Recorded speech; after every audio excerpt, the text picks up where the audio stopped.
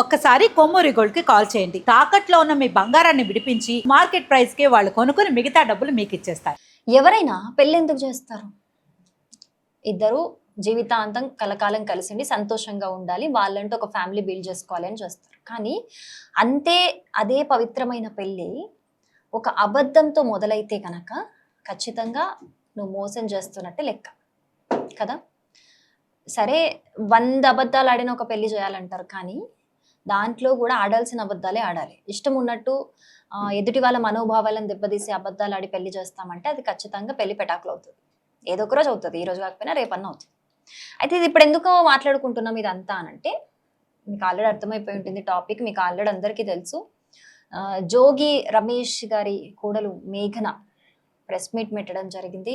నాకు అన్యాయం జరిగింది, నేను మోసపోయాను, అసలు వాళ్ళు పెళ్లి చేయడమే అబద్ధాలతో పెళ్లి చేస్తారు నాకు అని చెప్పేసి ఆవిడ భావోద్వేగానికి గురవ్వడం కూడా జరిగింది. సో మీరు అందరూ చూసే ఉంటారు. అయితే దీని గురించి మాట్లాడుకుంటే ముందు వాళ్ళకి లాస్ట్ ఇయర్లో పెళ్ళయింది. 2025 మే 28నేమో పెళ్ళయింది వాళ్ళకి, జోగి రాజు అలాగే మేఘన గారికి.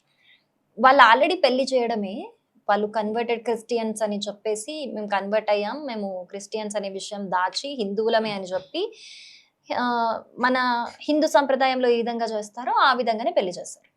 అదొక అబద్ధం. ఇక్కడ నిజం దాచలేదు, అబద్ధం ఆడారు. నిజం దాచడం వేరు, అబద్ధం ఆడడం వేరు, రెండు ఒకటి కాదు. ఇంకొకటి వాళ్ళ కొడుకు గురించి అసలు విషయమే లేదు ఆయనకి, మగాడే కాదు అనే విషయం కూడా దాచి ఒక అమ్మాయి గొంతు కోయడమే.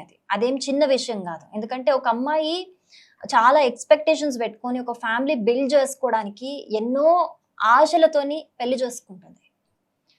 అలాంటిది నువ్వు అసలు ఇలాంటివి పెద్ద విషయం దాచి పెళ్లి చేస్తావు అంటే ఖచ్చితంగా మోసమే. అది దీనికి సంబంధించిన కొన్ని ఆర్గ్యుమెంట్స్కి సంబంధించిన ఆడియోస్ కావచ్చు, అవన్నీ బయటికి కూడా రావడం జరిగింది. అయితే ఎప్పుడైతే ఆ అమ్మాయి వాళ్ళని ఎందుకు మీరు అంటే దేవుళ్ళ ఫోటోలను పూజిస్తుంటే డిస్టర్బెన్స్ రావటం ఎందుకు అని మాట్లాడితే, మేము ఇట్లా క్రిస్టియన్స్ కన్వర్ట్ అయ్యాము, మేము ఇలా చర్చ్కి వెళ్తాము అలా మాట్లాడితే, ఆ అమ్మాయి తనంతట తన ఇంట్రెస్ట్ తను ఏదో పైన ఫోటోలు పెట్టుకొని పూజ చేసుకుంటే వీళ్ళకి ఏంటి బాధ? ఎందుకు టార్చర్ చేయడం? ఆ అమ్మాయి చెప్తున్నవి అవే. ఏదో క్వశ్చన్ చేసినందుకు సరే అప్పటికే అమ్మాయి అడ్జస్ట్ అవుదాం అనుకుంది. అప్పుడే ఆమె మీరెందుకు ఇలా చేశారు అలా చేశారని రచ్చకెక్కలేదు. అడ్జస్ట్ అయ్యింది. అడ్జస్ట్ అవుతున్నా కూడా ఆ వరకట్న వేధింపులు, ఇష్టం ఉన్నట్టు కొట్టడం, చేయడం, చంపడానికి రావడం అడిగినందుకు, అది ఎంతవరకు కరెక్ట్? అది అసలు ఇలాంటివి. అండ్ ప్రెస్ మీట్ పెట్టిన దాంట్లో వాళ్ళ నాన్నగారు, మేఘన గారి నాన్నగారు మాట్లాడుతున్నారు, మేము పెళ్లికి చాలా మంది ప్రముఖులు వచ్చారు, మేము ఈ ఇష్యూ జరిగిన తర్వాత వాళ్ళని కూడా కలవడానికి ట్రై చేశాము, మా లాయర్స్ తోటి, అంటే సజ్జల రామకృష్ణారెడ్డి గారు కావచ్చు, వెల్లంపల్లి గారు కావచ్చు, వీళ్ళందరినీ కలవడానికి మేము ట్రై చేస్తాము, అయినా మాకు ఎవరిని కలవని లేదు వాళ్ళ ఇన్ఫ్లుయెన్స్ తోని అని చెప్పేశారు. అసలు ఒక ఆడపిల్లకి అన్యాయం జరుగుతుంటే వాళ్ళ పెళ్లికి చాలా మంది ప్రముఖులు వెళ్ళారు కదా. ఒక ఆడపిల్ల బయటికి వచ్చి నాకు అన్యాయం జరిగింది, మోసం జరిగింది, నన్ను చంపడానికి ప్రయత్నించారు అని చెప్పేసి, ఆ గృహహింస కేసు ఉంది ఇందులో, ఆ వరకట్న వేధింపులు ఉన్నాయి, చంపడానికి వచ్చారంటే అటెంప్ట్ మర్డర్ కింద వెళ్తుంది. ఇన్నున్నప్పుడు అసలు ఏ మహిళా సంఘాలు ఎందుకు వచ్చి ఆ అమ్మాయికి సపోర్ట్ చేయట్లేదు? వైసీపీ పార్టీలో చాలా మంది మహిళా నాయకులు ఉన్నారు, ఎందుకు వాళ్ళు రియాక్ట్ అవ్వట్లేదు? పెళ్ళికి చాలా మంది వెళ్ళారు కదా, ఆశీర్వదించి హ్యాపీగా మాట్లాడే వచ్చి ఉంటారు కదా. అట్లాంటి అమ్మాయికి అన్యాయం జరుగుతుంది అన్నప్పుడు సాటి మహిళా నాయకులు ఎందుకు రావట్లేదు? వాళ్ళు కూడా ఆడవాళ్ళే కదా, క్వశ్చన్ చేయగలిగే పొజిషన్లో వాళ్ళు ఉన్నారు కదా, ఎందుకు రావట్లేదు? అంటే పార్టీ సైడ్ నుంచి ఏం అన్యాయం జరిగినా కూడా మాట్లాడరా? పార్టీ వాళ్ళు ఏం చేసినా కూడా మద్దతు ఇవ్వడమేనా? సైలెంట్గా ఉంది. ఇంతవరకు కరెక్ట్ అది. ఇంకొక బాధాకరమైన విషయం ఏంటంటే, ఇందులో ఆ అమ్మాయి తెలంగాణకి సంబంధించిన అమ్మాయి, ఇటు సైడ్ నుంచి కూడా అమ్మాయికి ఎలాంటి సపోర్ట్ లేదు. అటు మాత్రమే కాదు, ఇటు సైడ్ నుంచి కూడా ఎవ్వరు రియాక్ట్ అవ్వట్లేదు. ఏ మహిళా సంఘాలు రియాక్ట్ అవ్వట్లేదు, ఏ మహిళలు రియాక్ట్ అవ్వట్లేదు, ఎవ్వరు కూడా అమ్మాయికి సపోర్ట్గా ఉండట్లేదు. ఎందుకు?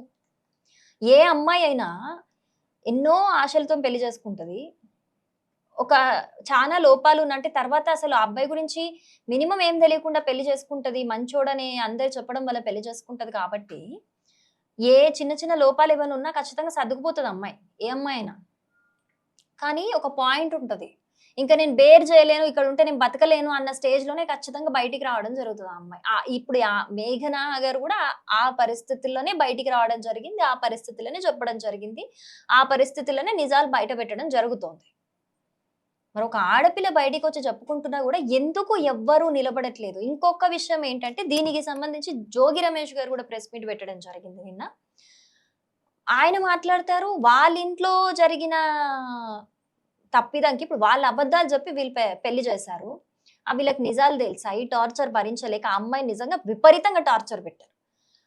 అది భరించలేక ఆ అమ్మాయి బయటికొస్తే ఇదంతా తీసుకెళ్ళి మళ్ళీ తిప్పి తిప్పి పొలిటికల్‌గా తీసుకొచ్చి చంద్రబాబు నాయుడు గారు, లోకేష్ గారు, మీరు ఏంటసలు ఎక్కడ ప్రాబ్లమ్ స్టార్ట్ అయింది? ఎక్కడ ఎండ్ చేస్తున్నారు? దేనికి లింకప్ చేస్తున్నారు దాన్ని? ఒక ఆడపిల్ల జీవితం అక్కడ స్పాయిల్ అయింది. దాన్ని పొలిటికల్ ఎందుకు చేస్తున్నారు? ఎందుకు చేస్తున్నారు? అంటే ఏదొచ్చినా వాడుకోవడమేనా? పొలిటికల్‌గా ఏదొచ్చినా వాడేయడమేనా? ఎంతవరకు కరెక్ట్ అసలు? ఒక ఆడపిల్ల బాధని ఒక ఆడపిల్ల ఉసురు అది. దాన్ని పొలిటికల్ చేయడం ఎంతవరకు కరెక్ట్ అది? ఆయన మొత్తం మాట్లాడి ఆయన అంటారు, "మా భార్య బైబిల్ చదువుతదండి తప్పా?" అని అంటారు. తప్పు కాదండి.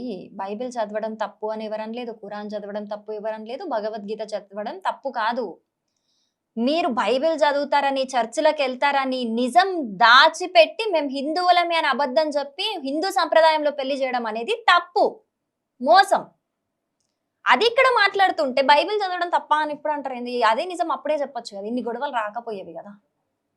నా కొడుకు పరిస్థితి ఇది అని చెప్పి, మేము క్రిస్టియన్స్‌కి కన్వర్ట్ అయ్యాము. మాకిదే ఇంట్రెస్ట్ అని చెప్పి అప్పుడే చెప్పుంటే, ఇంత రాకపోయేది గదా! ఇష్టముంటే పెళ్లి చేసుకునేది, లేకపోతే లేదు. అన్ని నిజాలు దాచిపెట్టేసి, అబద్ధాలు చెప్పేసి, పెళ్లి చేసేసి, మోసపోయామని ఆ అమ్మాయి తెలిసినాక బయటికొచ్చి ఇప్పుడు రిటర్న్‌లో ఆ అమ్మాయిని అనడం, ఆ అమ్మాయి టాపిక్‌ని తీసుకొచ్చి పొలిటికల్‌కి అటాచ్ చేసి వీళ్ళని అనడం, చంద్రబాబు నాయుడు గారు, లోకేష్ గారు మీ వల్లే, మీ వల్లే ఎంతవరకు కరెక్ట్? సీరియస్‌లీ నాకు అర్థం కావట్లేదు ఇది.